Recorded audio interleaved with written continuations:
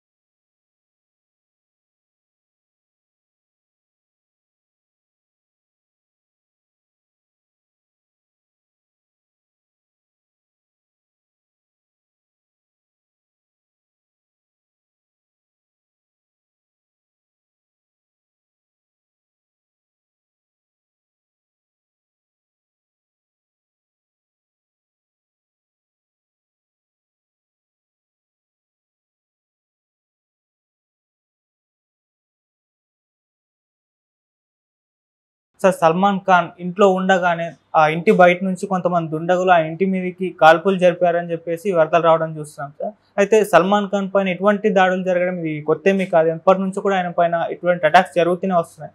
అసలు ఎందుకు జరుగుతున్నాయి, మరి ఎవరు చేశారు సార్ ఇప్పుడైతే ఈ దాడి? సల్మాన్ ఖాన్కి యాక్చువల్గా లాంగ్ బ్యాక్కే థ్రెట్ వచ్చింది. ముఖ్యంగా లారెన్స్ బిష్నోయ్ గ్యాంగ్ అంటారు, అట్లాగే గోల్డెన్ బార్ అంటారు అన్నమాట, గోల్డీ బ్రార్ అంటారు. సో ఈ గోల్డీ గ్యాంగు బిష్నోయ్ గ్యాంగు వీళ్ళిద్దరి నుంచి ఆయనకి ఈమెయిల్స్ వచ్చాయి చంపుతామని. దాంతో అప్పుడు ఆయనకి అప్పటి వరకు ఎక్స్ సెక్యూరిటీ ఉంటే Y+ సెక్యూరిటీ ఇచ్చారు ఆయనకి. దాంతో ఆయన ఓన్లీ వీళ్ళని నమ్ముకుంటే కాదని తను కూడా కొంత ప్రైవేట్ సెక్యూరిటీ కూడా పెట్టుకున్నాడు. అయితే రీసెంట్గా మొన్న ఏమైందంటే ఆయన సల్మాన్ ఖాన్ ఉన్న బాంద్రా ఏరియాలో వాళ్ళ గెలాక్సీ అపార్ట్మెంట్ అని ఉంటుంది వాళ్ళది. ఆ గెలాక్సీ అపార్ట్మెంట్ బయట అర్లీ మార్నింగ్ 5 o'clockకి ఒక ఇద్దరు ఆగంతుకులు వచ్చి గన్నుతో ఆ ఇంటి వైపుగా ఫైర్ చేశారు. 4 రౌండ్లు ఫైర్ చేసి పారిపోయారు. సో దీంతో ఒక్కసారిగా ఉలిక్కిపడింది ముంబై నగరం. ఎందుకంటే ఈ మధ్యకాలంలో గ్యాంగ్స్టర్ రిలేటెడ్ క్రైమ్స్ అక్కడ బాగా తగ్గిపోయినాయి. సో ఎప్పుడైతే ఇది జరిగిందో అది కూడా సల్మాన్ ఖాన్కి వ్యతిరేకంగా జరిగేసరికి ఒక్కసారిగా ముంబైయే కాకుండా మొత్తం దేశమే ఉలిక్కిపడిందని చెప్పచ్చు. ఎందుకంటే ఒకప్పుడు ముంబైలో గ్యాంగ్స్టర్లు కావచ్చు, మాఫియా లీడర్లు కావచ్చు, ముఖ్యంగా దావూద్ గ్యాంగు, చోటారాజన్ గ్యాంగు, ఇలాంటి గ్యాంగ్స్ అంతా కూడా సినిమా వాళ్ళని కూడా టార్గెట్ చేసేవి. సినిమా వాళ్ళకు కూడా ఈ గ్యాంగ్స్తో సంబంధాలు ఉండేవి. ఈవెన్ సల్మాన్ ఖాన్కి కూడా సంబంధాలు ఉన్నాయనేది అప్పట్లో బాగా న్యూస్లు వచ్చాయి. ముఖ్యంగా దావూద్ ఇబ్రహీం సల్మాన్ ఖాన్ని కలిశారనేది అట్లాంటివి కూడా అప్పట్లో వచ్చాయన్నమాట. అలాగా ఉన్నాయి గతంలో, తర్వాత తగ్గిపోయింది, ఈ మధ్యకాలంలో లేదు, ఇప్పుడు సడన్గా ఇది వచ్చింది. సో ఇది ఒక్కసారిగా ఇదయింది. దీంతో ఇప్పుడు ఎంక్వైరీ చేస్తున్నారు. ఈ క్రమంలో ఇది మేమే చేశాము ఈ పని, ఇది ఓన్లీ ట్రైలర్ మాత్రమే, ముందుంది అసలు. సో నిన్ను చంపకుండా వదలము, ఈసారి ఇంటి మీద కాల్పులు ఉండవు, నీ మీదే కాల్పులు ఉంటాయని ఈ లారెన్స్ బిష్నోయ్ వాళ్ళ తమ్ముడు అనుమోల్ బిష్నోయ్ అతను స్టేట్మెంట్ ఇచ్చాడు. సో ఈ లారెన్స్ బిష్నోయ్ ఎవరు, ఈ గోల్డీ బ్రార్ ఎవరు, ఏంటి అనేది సల్మాన్ ఖాన్ మీద వాళ్ళకెందుకు శత్రుత్వం ఉంది, అతన్ని చంపాల్సిన అవసరం వాళ్ళకెందుకు ఉంది అనే విషయాలు చూస్తే, అనుమోల్ బిష్నోయ్ అండ్ లారెన్స్ బిష్నోయ్ ఇద్దరు అన్నదమ్ములు. ఈ లారెన్స్ బిష్నోయ్ అనే అతను పంజాబ్ అతనిది నేటివ్. వాళ్ళ నాన్న చండీగఢ్లో, హర్యానాలో ఒక పోలీస్ కానిస్టేబుల్. ఈ అబ్బాయిని కూడా బాగా చదివించాడు వాళ్ళ నాన్న. సో ఈ అబ్బాయి LLB పంజాబ్ యూనివర్సిటీలో LLB చదివాడు. అయితే యూనివర్సిటీలో చదువుతున్నప్పుడు ఈ అబ్బాయికి జస్విందర్ సింగ్ అలియాస్ రాకీ అనే అతను పరిచయం అయ్యాడు. సో ఇతను కలిసి యూనివర్సిటీలో క్రైమ్ మొదలుపెట్టారు, స్టూడెంట్ పాలిటిక్స్లో ఇన్వాల్వ్ కావడం. సో మెల్లగా క్రైమ్లోకి వెళ్ళి అక్కడ గెలిచిన అతన్ని చంపారనమాట వీళ్ళు. అలాగా వీళ్ళు స్టూడెంట్ పాలిటిక్స్లో నుంచి క్రైమ్లోకి, అంటే అదేదో అంటారు కదా, హీ గ్రాడ్యుయేటెడ్ ఇంటూ క్రైమ్ అని, అలాగా వీళ్ళు గ్రాడ్యుయేటెడ్ ఇన్ ఎడ్యుకేషనే కాకుండా క్రైమ్లో కూడా గ్రాడ్యుయేట్ అయ్యారు. అలాగా ఇతను ఎదుగుతూ వచ్చాడు. ఆ తర్వాత ఇతనికి గోల్డీ బ్రార్ అని ఇంకొక పాపులర్ గ్యాంగ్స్టర్ పరిచయం అయ్యాడు. అతను కూడా నోటోరియస్ గ్యాంగ్స్టరు. సో వీళ్ళిద్దరూ కలిసి దాదాపు 5 రాష్ట్రాల్లో వీళ్ళ గ్యాంగ్స్ విస్తరించుకుంటూ వెళ్ళారు. తర్వాత వీళ్ళకి 700 మంది షూటర్స్ ఉండారని చెప్తారన్నమాట. ఈ క్రమంలో ఇతని రాజస్థాన్లో ఒకసారి అరెస్ట్ అయ్యాడు, భరత్పూర్ జైల్లో ఉన్నాడు. ఆ జైల్లో ఉన్నప్పుడు కూడా ఇతని మీద అభియోగాలు వచ్చాయి. ఆ జైల్లో ఏంటంటే VoIP అంటారు, అంటే voice over internet protocol calls అని, అంటే ఇంటర్నెట్ ద్వారా IP టెలిఫోనీ అంటారు దీన్ని. ఇంటర్నెట్ ద్వారా IPని ఉపయోగించుకొని వాయిస్ కాల్స్ చేయడం, జైల్లో నుంచే ఇతను ఆపరేట్ చేయడం మొదలుపెట్టారు. అంటే ఆ జైలు స్టాఫ్కి డబ్బులు ఇచ్చి తను దీని ద్వారా VoIP కాల్స్ ద్వారా అతను ఆపరేట్ చేశాడు. జైల్లో నుంచే కొన్ని హత్యలు కూడా అతను చేశాడని చెప్తున్నారు. సో అతను ఓపెన్గా కూడా ఆ మధ్య కోర్టుకు వచ్చినప్పుడు కూడా సల్మాన్ ఖాన్ని వదలను, నేను చంపుతానని చెప్పాడు. సో సల్మాన్ ఖాన్కి ఈ గ్యాంగ్స్కి ఏం సంబంధం అన్నప్పుడు ప్రధానంగా ఒకే ఒక సంబంధం. అదేంటంటే సల్మాన్ ఖాన్ 2018 కేసు ఒకటి ఉంది. ఆ కేసు అంటే కృష్ణ జింక్ అంటారు దాన్ని. ఆ కేసుని బ్లాక్ బక్ అంటారు. బ్లాక్ బక్ అంటే కృష్ణ జింక. సో ఈ హంట్ చేశాడు, దాన్ని వేటాడనేది దాని మీద కేసు అనమాట. ఈ బిష్నోయ్ అనే ఒక కమ్యూనిటీ ఉంది. ఈ కమ్యూనిటీకి ఇది వర్షిపింగ్ యానిమల్ అనమాట. సో వాళ్ళ ఫేవరెట్ యానిమల్ ఇది. సో దాన్ని చంపాడు కాబట్టి నేను అతను చంపుతానని ఇతను బయలుదేరాడు. అంటే ఎక్కడో ఏదో జరిగితే అతని రిపర్కషన్స్ ఇలా వచ్చాయన్నమాట. సో దాంతో ఇతన్ని చంపడమే నా జీవిత లక్ష్యం అన్నట్టుగా బిష్నోయ్ చేస్తున్నాడు. అయితే ఈ బిష్నోయ్ అండ్ గోల్డ్ బ్రార్ వాళ్ళు మాటలు చెప్పే బ్యాచ్ కాదు, ఖచ్చితంగా చేస్తారు. ఫర్ ఎగ్జాంపుల్ సిద్ధు మూసేవాల్ అని ఒక ప్రముఖ సింగర్ ఉన్నాడు పంజాబ్లో, అతన్ని కూడా వీళ్ళు చంపేస్తారు. అతను అంతకుముందు హెచ్చరించారు చంపుతామని, చంపేశారు. అట్లాగే సల్మాన్ ఖాన్తో అసోసియేట్ అయిన వాళ్ళని కూడా మేము చంపుతామని చెప్పారు. గతంలో కూడా అది బెదిరింపులు వచ్చాయన్నమాట. రెండోది ఏంటంటే వీళ్ళ తమ్ముడు ఇప్పుడు ప్రకటన ఇచ్చాడు కదా అనుమోలు. ఈ అనుమోల్ బిష్నోయ్ అమెరికాలో ఉన్నాడని చెప్తున్నారు. అమెరికాలో ఉన్నాడా, కెనడాలో ఉన్నాడా కరెక్ట్గా ఐడియా లేదు. కొంతమంది కెనడాలో అంటున్నారు, కొంతమంది అమెరికాలో అంటున్నారు, కొంతమంది లండన్లో ఉండాలంటున్నారు. ఎందుకంటే ఈ బిష్నోయ్ అండ్ గోల్డీ బ్రార్ వీళ్ళకి బబ్బర్ కల్సా అనే ఒక ఖలిస్తాన్ మూమెంట్తో కూడా సంబంధాలు ఉన్నాయి. సో వీళ్ళు ఇప్పుడు మెల్లగా ఇండియాలో 5 స్టేట్ల నుంచి మెల్లగా వరల్డ్ వైడ్గా కూడా వీళ్ళు విస్తరిస్తున్నారు ఖలిస్తానీ ఉద్యమాల నుంచి. ఈ మధ్య కూడా ఇండియన్ గవర్నమెంట్ ఖలిస్తానీ వాళ్ళని చాలామందిని అరెస్ట్ చేసింది, వాళ్ళ మీద ఉక్కుపాదం మోపింది. కెనడాలో కూడా ఒక ప్రధానమైన ఒక ప్రముఖ ఖలిస్తానీ ఉద్యమ నాయకుడిని చంపారు. అది ఇండియన్ రా ఏజెన్సీని చంపింది. రీసెర్చ్ అండ్ అనాలిసిస్ వింగ్ అనే రా ఏజెన్సీ ఉంటుంది మనకి. సో ఈ ఏజెన్సీని కెనడాలోకి వెళ్ళి చంపిందని కెనడా ప్రధానమంత్రి మన మీద ఆరోపించాడు. ఆ మధ్య దౌత్యపరమైన టెన్షన్స్ కూడా మనకు కెనడాకి వచ్చాయి. కొద్ది రోజులు వీసాలు కూడా ఆపేస్తారు. అటువంటి పరిస్థితి వచ్చాయి. అంటే ఖలిస్తానా ఉద్యమం బలపడుతుంది. ఆ ఉద్యమం బలపడడానికి వీళ్ళిద్దరు కూడా హెల్ప్ చేస్తున్నారు. వాళ్ళకి ఫండ్స్ కలెక్ట్ చేసి ఇవ్వడం కానీ, ఏదైనా హత్యలు ఉంటే చేసి పెట్టడం కానీ, అవన్నీ ఈ గోల్డీ బ్రార్ అండ్ ఈ లారెన్స్ బిష్నోయ్ గ్యాంగ్ వీళ్ళు కలిసి జాయింట్ ఆపరేషన్స్ చేస్తున్నారు అన్నమాట. సో మామూలుగానే నార్త్లో ఇట్లాంటి గ్యాంగ్స్ బలంగా ఉంటాయి. ఉత్తరప్రదేశ్లో, బీహార్లో, రాజస్థాన్లో, ఈ ఢిల్లీ చుట్టుపక్కల బెల్ట్లంతా కూడా, ఎందుకంటే అవి ఇదంతా హర్యానా, పంజాబు, గుజరాత్ వీటికి దగ్గరగా ఉంటుంది కాబట్టి వీటి బెల్ట్లో ఆపరేట్ అవుతున్నాయి. యోగి వచ్చి కొంత అంచివేస్తున్నట్టు కనబడినా ఇప్పటికి కూడా ఉత్తరప్రదేశ్ బలంగానే ఉంది ఈ గ్యాంగ్స్కి. సో ఇప్పుడు మరి ఇతను జైలు నుంచే చంపించగలిగిన తెలివైన వాడు, అతని నెట్వర్క్ అలా ఉంటుంది. ఇప్పుడు ప్రధానంగా ఈ లారెన్స్ బిష్నోయ్ తిహార్ జైల్లో ఉన్నాడు. సో ఇతను అక్కడి నుంచే ఆపరేట్ చేయించగలడు. అక్కడి నుంచే